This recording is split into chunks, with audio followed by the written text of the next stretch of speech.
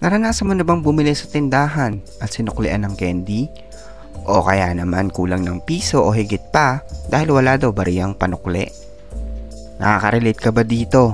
Sigurado ako nangyari na sa'yo to. Pero alam mo ba na meron ng batas na nagbabawal na dito? Ito ang Republic Act o RA 10909 o kilala sa tawag na No Shortchanging Act of 2016.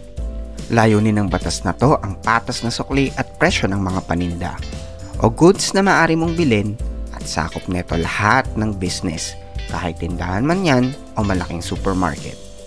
Ito ay may kaparusahan na first offense is 500 pesos or 3% of the gross sales of the business establishment on the day of the violation or whichever is higher. Second offense is 5,000 pesos or 5% of the gross sales of the business establishment on the day of violation or whichever is higher.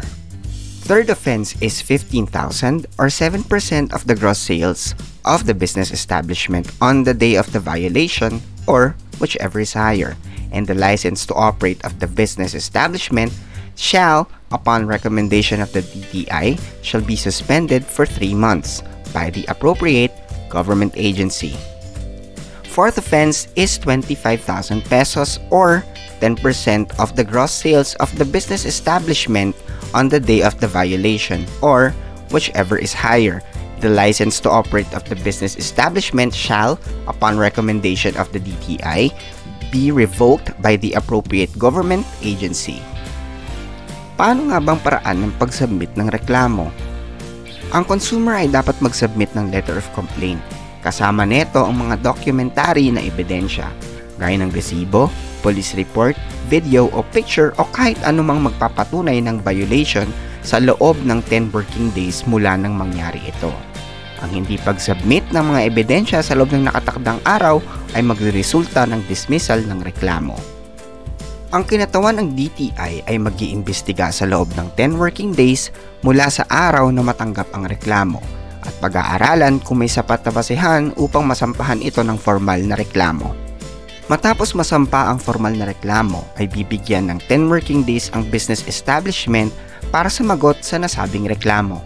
Matapos nito, magkakaroon ng hearing at kabuang investigasyon ang DTI sa loob ng 30 days mula nang matanggap ang formal na reklamo para magbigay ng hatol o desisyon sa anumang resulta ng reklamo. Maaari din magsampa ng apela sa desisyon ang nareklamo kung sa palagay nito hindi makatarungan ng hatol o desisyon na nakapaloob sa karapatan o batas na saklaw ang Consumer Rights Act. Kaya mga matalinhaga, iba din ang may alam. Sana makatulong sa ito kahit maliit o malaki man yan dahil sa panahon ngayon na mataas ang bilihin, malaking bagay ang bawat piso na pinagpaguran mo.